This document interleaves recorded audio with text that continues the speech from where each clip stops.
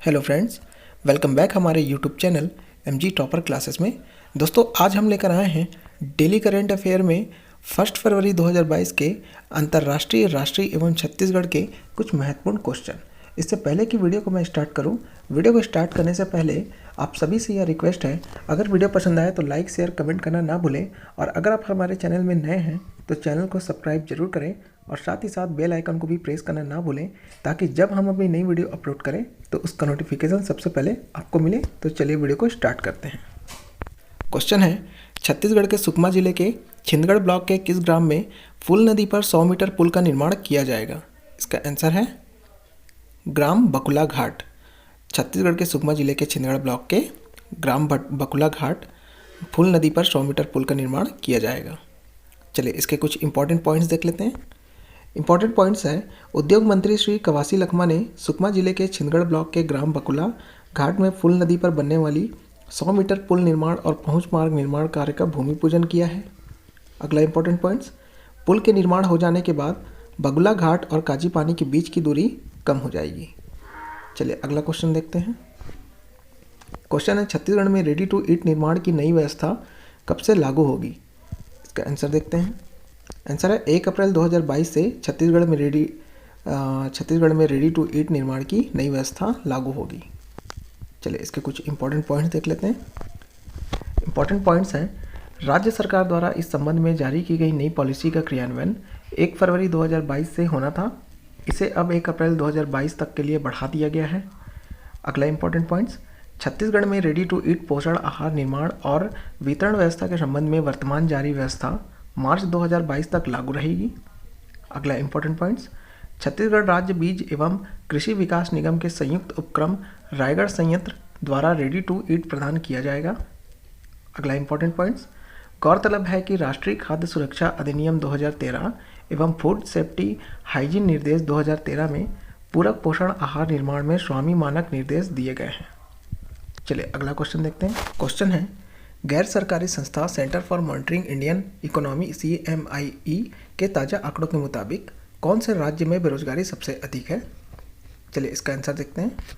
Answer है राजस्थान में। गैर सरकारी संस्था centre for monitoring Indian economy CMIE के ताज़ा आंकड़ों के मुताबिक राजस्थान राज्य में बेरोजगारी सबसे अधिक है। चलिए इसके कुछ इंपॉर्टेंट पॉइंट्स देख लेते हैं। इंपॉर्टेंट पॉइंट्स है, आबादी के हिसाब से देश के 7वें सबसे बड़े राज्य राजस्थान में बेरोजगारी सबसे अधिक है।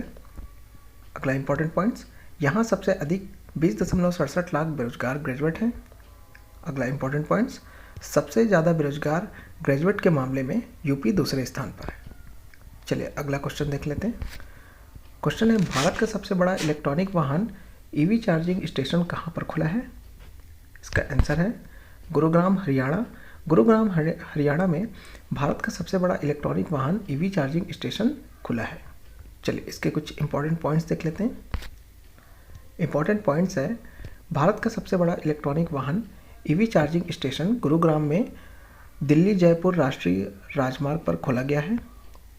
चलिए अगला इंपॉर्टेंट पॉइंट्स, उद्देश्य है इसका, वाहन चार्जिंग स्टेशन का मुख्य उद्देश्य विद्युत वाहनों को बढ़ावा देना है, ताकि पेट्रोल एवं डीजल से तेज चलने वाले वाहनों द्वारा लगातार फैल रहे प्रदूषण को कम किया जा सके।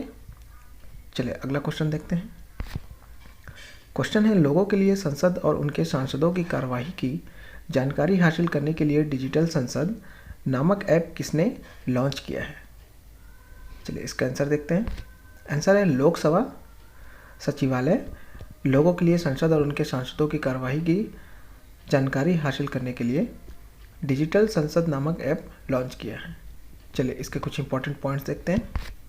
इंपॉर्टेंट पॉइंट्स है, लोकसभा सचिवालय ने 27 जनवरी 2022 को डिजिटल संसद नामक एक नया ऐप लॉन्च किया।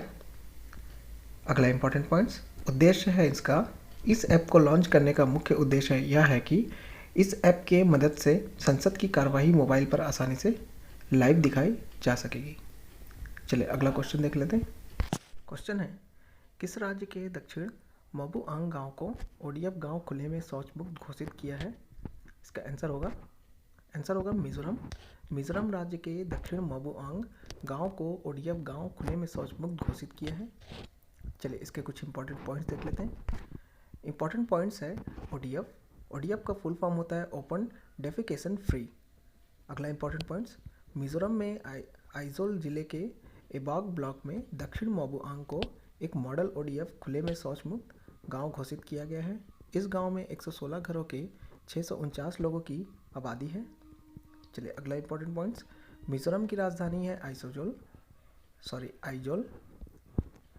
अगला इंपॉर्टेंट पॉइंट्स, मिजोरम के मुख्यमंत्री का नाम है Zoramthanga, Mizo National Front MNF party का। और अगला इंपॉर्टेंट पॉइंट्स है मिजोरम के गवर्नर हरिबाबू कंभमपति इनका नाम है। चलिए अगला क्वेश्चन देखते हैं। क्वेश्चन है, कौन सी कंपनी भारतीय एयरटेल में 1.28% हिस्सेदारी के लिए $1 अरब का निवेश करेगी? चलिए इसका आंसर देखते हैं। आंसर है गूगल। गूगल कंपनी भारतीय एयरटेल में 1.28% हिस्सेदारी के लिए $1 अरब का निवेश करेगी। चलिए इसके कुछ इंपॉर्टेंट पॉइंट्स देख लेते हैं। इंपॉर्टेंट पॉइंट्स है, दिग्गज टेक कंपनी गूगल और भारतीय टेलीकॉम ऑपरेटर भारती एयरटेल ने रणनीतिक साझेदारी के तहत हाथ मिलाए हैं।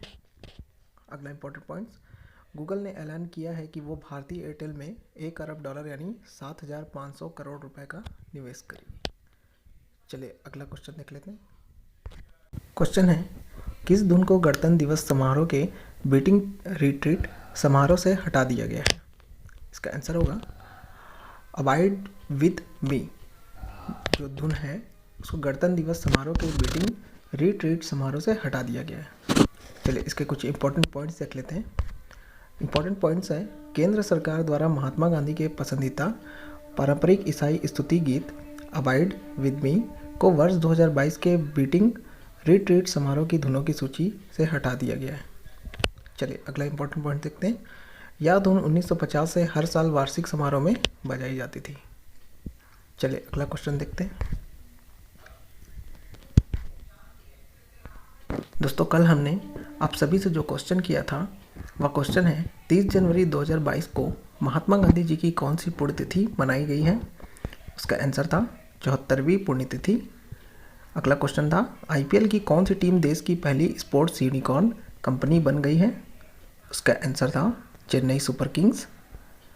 अगला क्वेश्चन था, एजेंट्स फ्रेंचाइज डी डेवलपमेंट और किसने नवाचार को बढ़ाने के लिए स्वच्छता स्टार्टअप चुनौती लॉन्च की है? उसका आंसर था department of promotion of industry and internal trade. दोस्तों आप सभी से आज का यह क्वेश्चन है, इसका आंसर आप नीचे कमेंट बॉक्स में कमेंट करके ज़रूर बताइएगा। तो चलिए मिलते हैं अपनी अगली नई वीडियो में। धन्यवाद।